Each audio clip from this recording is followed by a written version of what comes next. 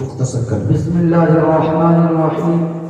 الحمد للہ وکفى وسلام علی عباده الذین اصطفى اما بعد فقد قال النبی صلی اللہ علیہ وسلم من تزوج امرأة لعزها لم يزد الله الا ذلہ ومن تزوج لمالها لم يزد الله الى آخره قال علیہ الصلاة والسلام۔ صدر محترم اور گرامی قدر سامعین کرام،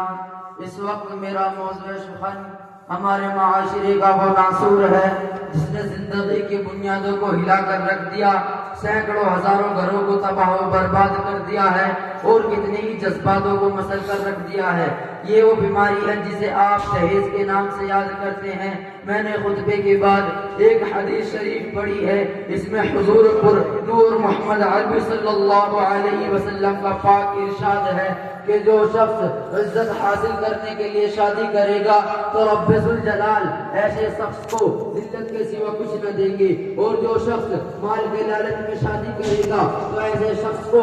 تنگدستی اور فقر و فاقہ کے سوا کچھ نصیب نہ ہوگا۔ اسلام کے پاسبانوں، آج ہندوستان کے اندر خاص طور سے ہمارے معاشرے میں جہیز ایک ایسا ناصور بن گیا ہے جو ایٹمی ہتھیار سے زیادہ خطرناک اور مہلک ثابت ہوتا جا رہا ہے۔ اس منحوس جہیز کی بنیاد پر روزمرہ اخبارات کی رونق زار بن کر یہ سرخیاں چھپتی ہیں کہ فلاں شوہر نے اپنے سسرال والوں سے اسکوٹر نہ ملنے پر اپنی نئی نوی دلہن کو جلا دیا، فلاں شخص نے مزید جہیز کا مطالبہ پورا نہ کرنے پر اپنی بیوی کو موت کے گھاٹ اتار دیا۔ عجب ماجرا ہے حضرات دیکھیے،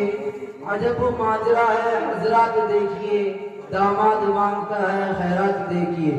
پیارے دوستو، اخبارات کی یہ سرخیاں ابھی غیر قومی کے بارے میں نظر آتی تھی، مگر افسوس سل افسوس کہ رفتہ رفتہ ہمارے اسلامی معاشرے کے اندر بھی یہ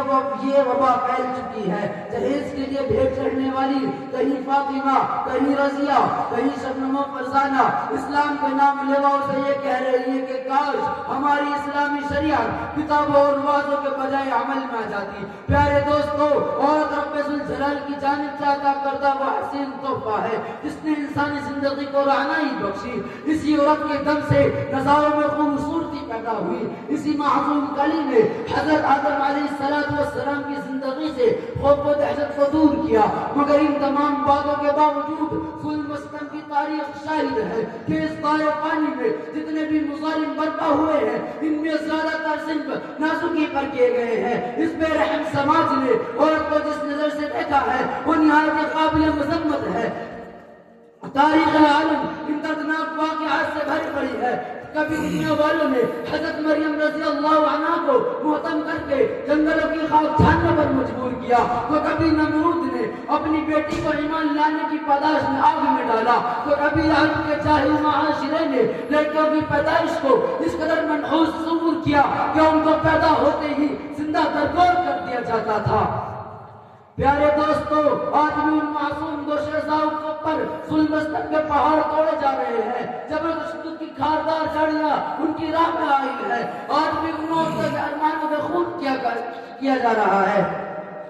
والدین اس غلام ایک طرف لڑکی کی اٹھتی جوانی ہوتی ہے تو دوسری طرف جنسی بھیڑیوں کی اٹھتی نگاہیں ہوتی ہے تو تیسری طرف پڑوسوں کی چمی گولیاں ہوتی ہے۔ والدین اس گلاب کے پھول کو سجانے کے لیے جب کسی لڑکے کی تلاش کرتی ہے تو جہیز کے مطالبات ان کے ارادوں کو وہیں مسمار کر دیتے ہیں۔ ارے جہیز کے ٹھیکیداروں، کان کھول کر سن لو، ذرا دیکھو سید الانبیاء تاجدار بطحا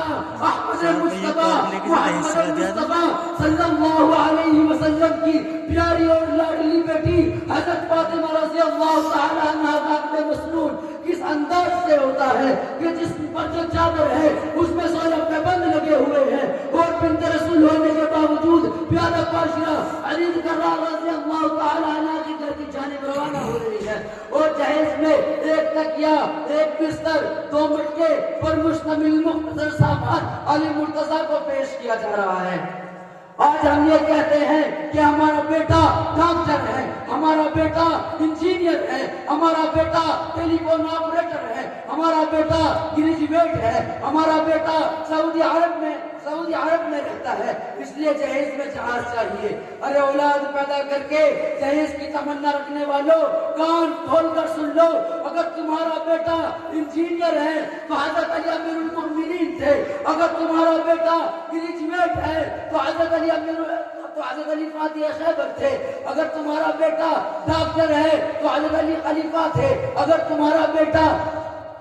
پیکر سیاست ہے تو حضرت علی پیکر ولایت تھے۔ حضرات آئیے ہم سب مل کر اس بات کا عہد کریں کہ اس جہیز جیسی ملعون رسم کو مٹا کر دم لیں گے، یہ سنگ گرا جو حاصل ہے رستے سے ہٹا کر دم لیں گے، ہم پھول بھی ہیں تلوار بھی ہیں، باطل کو مٹا کر دم لیں گے۔ وما علینا الا البلاغ۔ ماشاءاللہ جزاک اللہ۔ یہ تھے کہ چھوٹے سے بچے جو اس مرتبہ الحمدللہ اس بچے